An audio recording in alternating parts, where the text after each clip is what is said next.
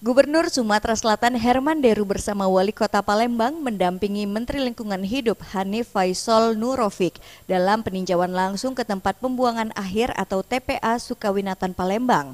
Dalam peninjauan, Gubernur Herman Deru dan Menteri Lingkungan Hidup berdialog dengan para petugas dan menjadi kesempatan penting untuk mengevaluasi kondisi terkini TPA dan merumuskan arahan lebih lanjut demi peningkatan sistem pengelolaan sampah di Palembang.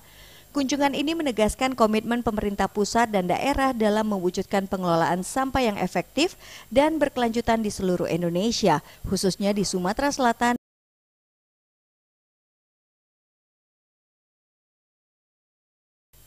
Dan kunjungan ini diharapkan peninjauan ini akan menghasilkan langkah-langkah konkret dan inovatif untuk mewujudkan pengelolaan sampah yang lebih baik dan ramah lingkungan di Sumatera Selatan.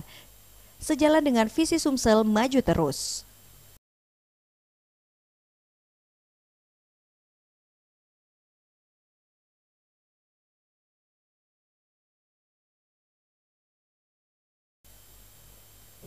Tim Liputan Sriwijaya TV.